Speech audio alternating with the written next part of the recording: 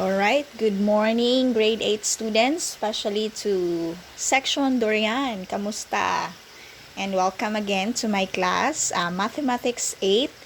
And this time, I just want to explain about Quarter 1, Module 2, Algebraic expressions. We are going to illustrate, simplify, perform operations, and problem solving. So now, get your modules and let us study and hopefully you can focus.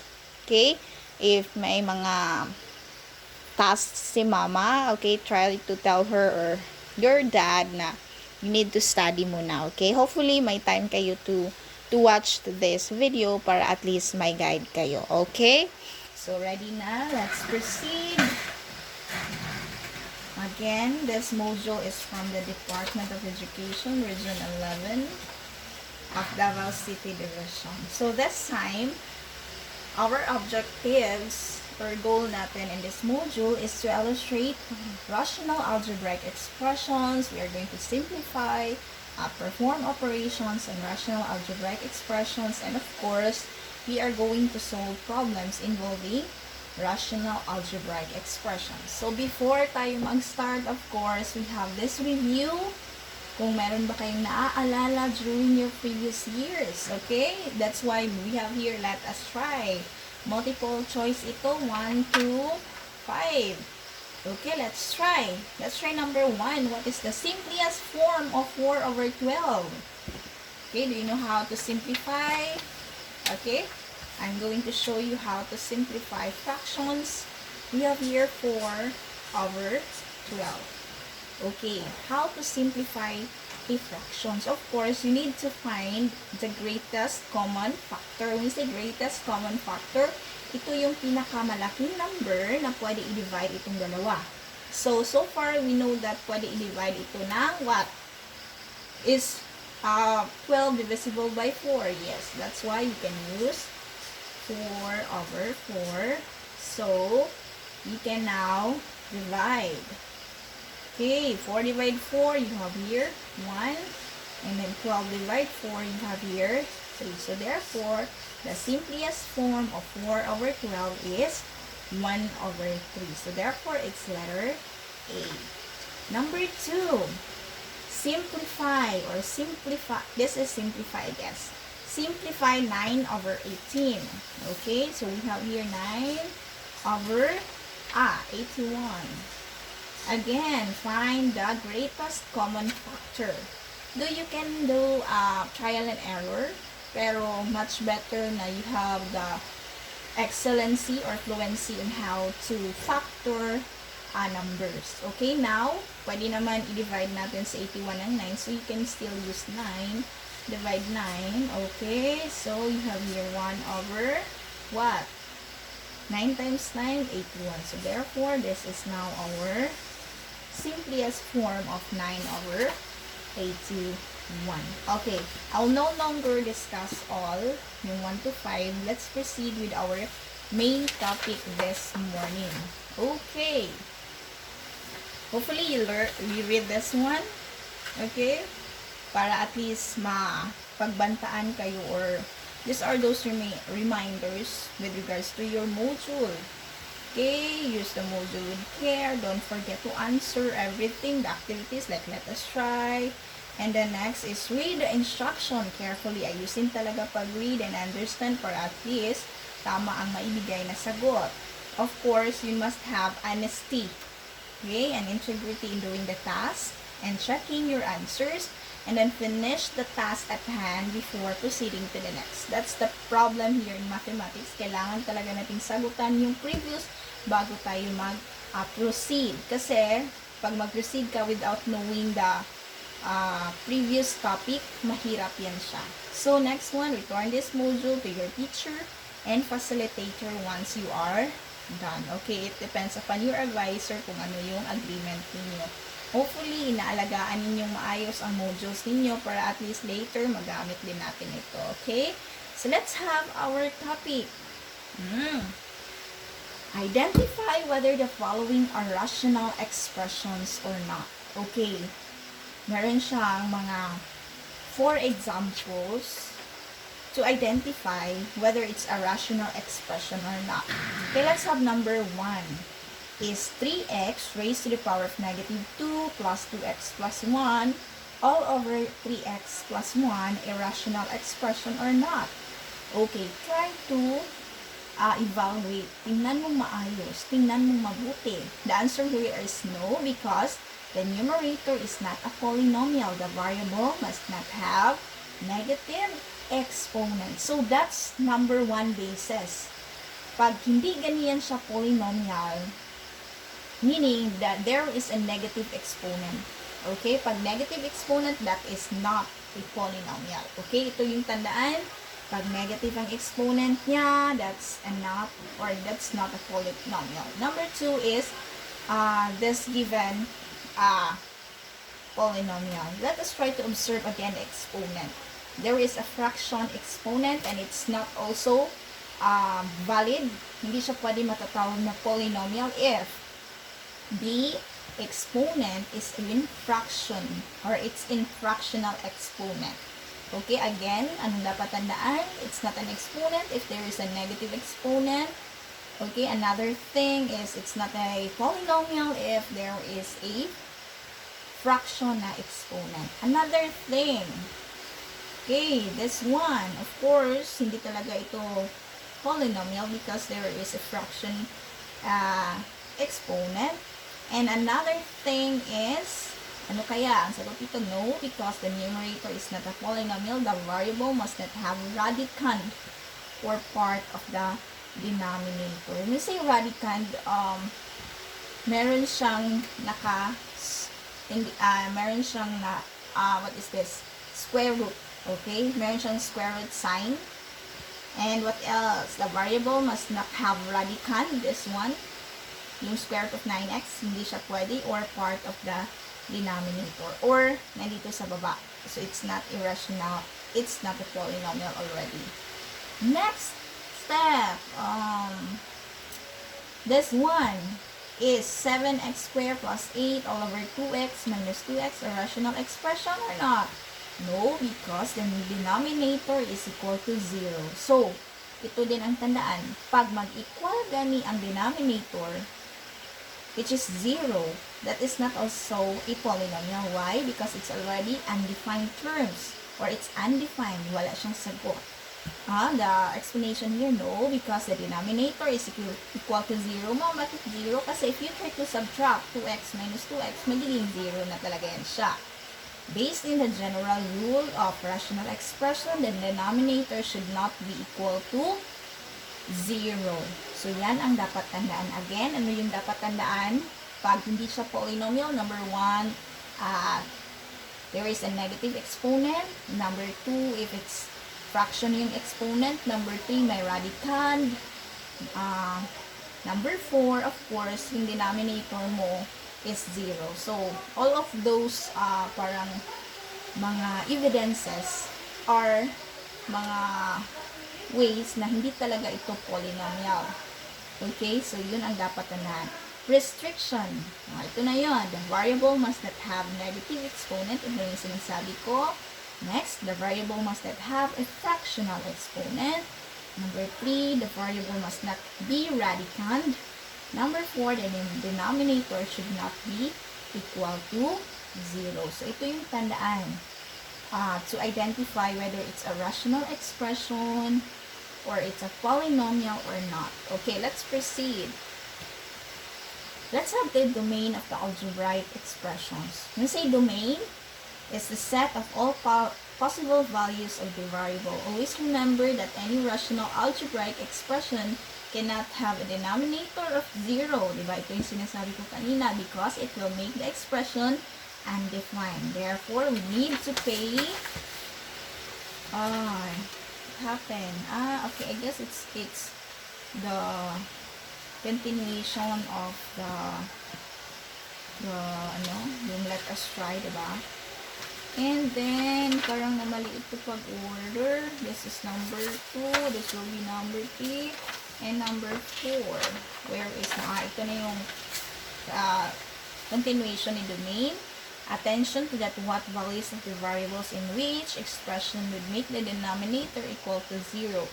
These values cannot be included in the domain. So they are called excluded values. When say excluded, are values that will make the denominator equal to 0 and making the rational expression undefined. So ito yung parang limitation mo na dapat si denominator mo dapat is not equal to 0 or else ito ang tinatawag natin excluded values. Okay, let's have an examples. Examples to find the 0 of the denominator and then restrict these values. Okay, tama talaga siya. You must have restriction kasi bawal maging 0 ang denominator natin. Okay, let's have here x plus 8 all over x minus 9. Solution, x minus 9 equal to 0. Of course, x equals 9 must not be the one that is the values for x. Yung i-substitute natin para hindi siya ma-0. Okay? So, answer, the domain is all real number except for 9. So, meaning, ang sagot dito sa letter A are all real numbers except 9. Okay? Hindi pwede si 9 ang sagot dito. Kasi, pag ilagay natin or i-substitute natin si 9 dito sa denominator, it will make us 0. That's why, the answer here is that the domain is all real numbers except for 9. Okay? And our value as x cannot be equal to 9 because when you substitute to the denominator, it will make the denominator equal to 0. So, meaning, in finding the domain, okay, in finding the domain, your first task is to find the value of the denominator that will equal to 0. Okay? And then, the other numbers are considered as the domain. Okay? So, same with this. Except kay 9, so, all real number except kay 9, so, ito yung sagot. Okay, let's have number 2. For x plus 7 all over 2x minus 1. First thing is to find, or to equate the denominator equal to 0. Okay, equate.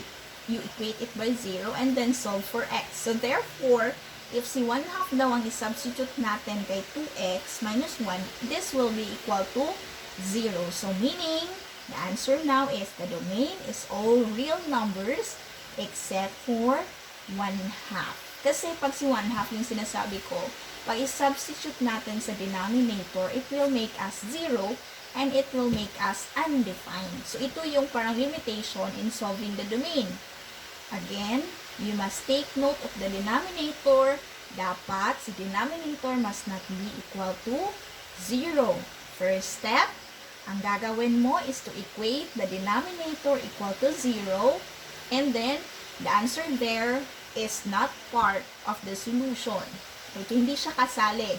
That's why, the answer here, the domain is all real numbers except for 1/2. So, mga real numbers. Next one. We have here x plus 5 all over x plus 3x minus 4. First step, you equate this 1 by 0 and then solve for x. You can do factoring, okay? So, ang ginawa niya dito, nag-factor siya. Ma'am, paano i-factor yan siya? Ma'am, I am confused. So, do not worry. You can solve that.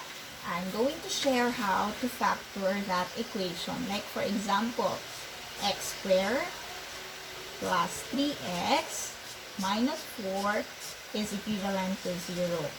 Okay, first step is to find the constant. Okay, the constant now here is negative 4.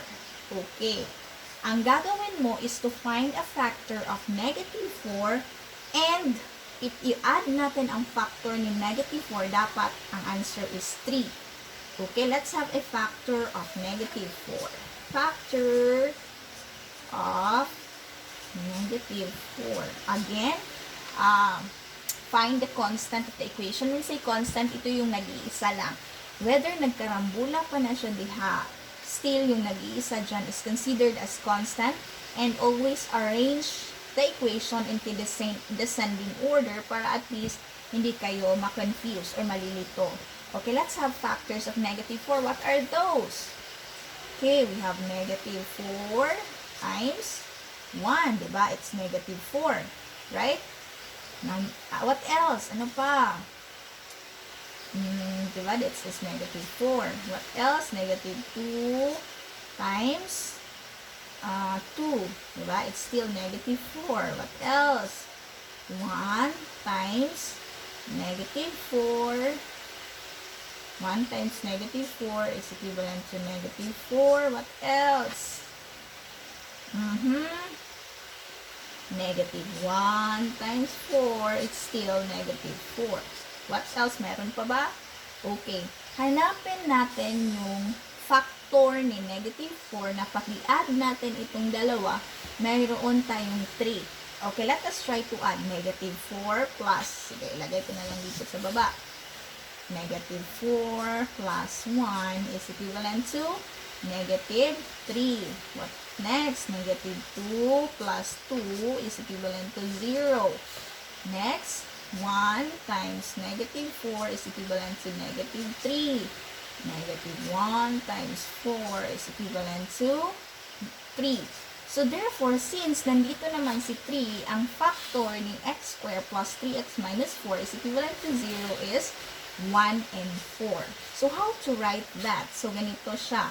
You have here x minus 1 and then the other thing is x plus 4. Bakit minus 1? Kasi it's negative and it's positive. So, that's why this is now our factor x minus 1 times x plus 4. Then, equal mo ito kay 0. How to solve that in order to find the x? Okay? So, since meron ka namang x minus 1 from the factor and then x plus 4 equals to 0. So, isolve natin si x. Isa-isahin natin. X minus 1 equals to 0. And then x plus 4 is equivalent to 0. Okay? Solve for x. X is equivalent to what will happen to negative 1? Positive 1. So, therefore, this is now our first values of x. And then another is x is equivalent to what happened to positive 4. You have here negative 4. So, therefore, pag si 1 and negative 4 ay substitute natin sa original equation, mag-equal ito ng 0. Sige nga, itry natin. X plus 5 over x squared plus 3x minus 5. Okay, let us try to substitute our values. Let us try positive 1. So, diretso na tayo sa denominator. Pero copy na lang natin itong numerator. So, substitute natin. Plus 3 times 1 minus 5. Okay, so, am I correct? Okay, so x plus 5 over 1 plus 3 minus 5. What happened? X minus 1. Am I correct? Plus 3x. Okay, sorry. It's minus 4 pala. Sorry, it's minus 4 from the given. Kala ko 5. So, therefore, if we try to solve x plus 5, magiging 1 plus 3 is 4 minus 4. Our value now is x plus 5 over 0, which is undefined. So, meaning, si 1 is not part of the solution. Another thing, substitute naman natin si negative 4 from the given equation. We have here x plus 5 over x squared plus 3x minus 4. So, if f is equivalent to negative 4, try natin. So, x plus 5 over negative 4 squared plus 3 times negative 4 minus 4. X plus 5 over, this is 16, right? Kasi if you try to square a negative number, magiging positive. And then 4 times 4 is 16. Minus 12 minus 4. So, this will become x plus 5 over 16 minus 16, right? So, magiging 0 na siya. So, therefore, undefined din itong values of x if we have negative 4.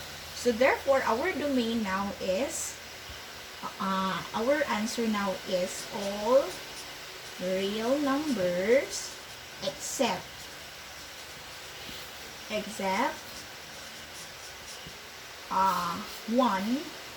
x equals 1, and x is equivalent to negative 4.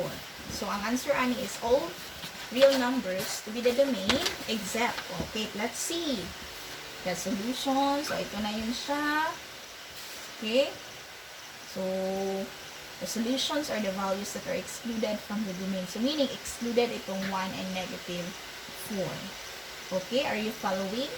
O kaya pa? Na-confused? Again, in solving for the domain, your first goal or task is to equate the denominator equal to 0 and then solve for x. Kung ano yung value ni x, it's not part of the solution or it's excluded values from the domain. Excluded meaning hindi siya pwede kasi magkaroon siya ng value na 0 sa denominator, which is the limitation in finding the domain. Okay, let's proceed. Let's have another example. I guess it's factoring. Anong next? Page 5. Here is page 5. Here is page 5. Okay. Ito na yung sagot. The domain is all real numbers except 1 and negative 4. Okay, let's have simplifying rational algebraic expressions. Okay? It is very similar to simplifying fractions. So, hopefully, you try to view the video na gisend ko sa inyo sa group chat para at least may guide kayo on how to simplify fractions. Kasi, if you do not know how to simplify fractions, you might get confused, okay, or uninterested not to proceed with this task. Okay, reminder, rule in simplifying rational algebraic expressions: if A, B, and R are real numbers where B is not 0 and R must not be 0, then AR over BR is equivalent to A over B. So, again, di dapat pa rin maging 0 si denominator. Okay? So, again, if A, B, and R are real numbers, where B must not be equal to 0 here, kasi pag 0 na si B and R, of course, it's considered as undefined. Okay, there are steps in simplifying rational algebraic expressions. Step 1, factor both the numerator and denominator of the fraction. Use various factoring techniques to factor each expression. Step 2, reduce the fraction. To reduce the fraction, cancel out the expressions in the numerator and denominator that are exactly the same.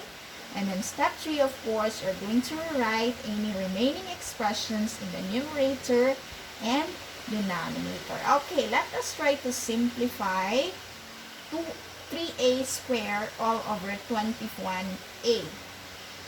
Some students do like, what is this? What is this method? Yung parang i-breakdown lang nila. Okay? Like this. I-breakdown nila. Anong factor ni 3a squared? We have 3 times a, right? Kasi if you try to multiply a times a is a squared. And then, factor for 21, we have here 3 times 7 times 8. Ma'am, bakit 3 times 7 ang ginamit? Hindi yung, ano bang other factor ng 21? Meron ba? I guess, pwede naman negative 3 times negative 7, though it's not good. Hindi naman siya pwede mag-negative kasi meron namang positive. Ang task mo talaga in simplifying algebraic expressions is to simplify, to cancel something. Kung anong nasa taas, mas mabuti nandito din siya sa baba para at least makancel natin. Okay, like this. Si 21, may factor man si 21 which is 3 times 7. So, therefore, if you canceled out, so 3 makancel na kasi parehas mo sila, and 8 makancel na siya. So, therefore, ang naiwan na lang natin is a over 7, which is now our simplified form. Okay, let's have this one. Number 2, 3x squared plus 9x over 12x cubed. Okay, ano kayang first step? Para at least makancel natin ito. Ano kayang factor? Though you can do like this, pwede mo siyang isa-isahin. Like 3 times x times x, ganito, plus pwede naman siyang 3 times 3 times x. Depende yan sa inyo. And then all over, pwede naman siyang 3 times 4 x times x times x. Kasi 3 times 4 times x times x times x. Pwede siya. And then another thing is, pwede naman itong si 3x squared plus 9x. May common naman silang 3x. Pwede natin mailabas. Okay? And then, pwede natin mailabas si 3x. And then, ang naiwan na lang sa loob is x plus what? X plus 3. Okay, kasi if you try to distribute this one, this will make 3x times x, 3x squared. And then 3x times 3, you have here 9x all over. Okay, pwede naman natin ilabas dito si 3x. Diba? Kasi may factor naman siyang 3x. And then maiwan is 4x squared. Kasi if you try to distribute again, you have here 3x times 4x squared, you have here 12x cubed. So, therefore, may makancel ka na. Diba? So, now, you have the simplified form, x plus 3 all over 4x squared. So, therefore, this is now your simplified form of the equation 3x squared plus 9x all over 12x cubed. Okay. So, hopefully, you understand this topic. And if you have any further questions, do not hesitate to ask me. Message me through Messenger para at least ma-explain ko sa inyo yung mga concerns ninyo. Okay, I guess that's all for this day. And hopefully you learned something from the very beginning, from simplifying fraction, from finding domain, and then simplifying rational algebraic expressions. So, for my next video, I will just explain further, okay, yung mga mahirap lang na topic. But for now, I will say, I will end this video para at least, maka-relax naman din kayo. At least hindi bombarded ang utak natin. Thank you so much for listening, and hopefully, you learned something. Keep safe always, and always communicate with your advisors, or even me. You can chat me if you have concerns para at least maagapan natin. Okay? Thank you so much again, and good morning.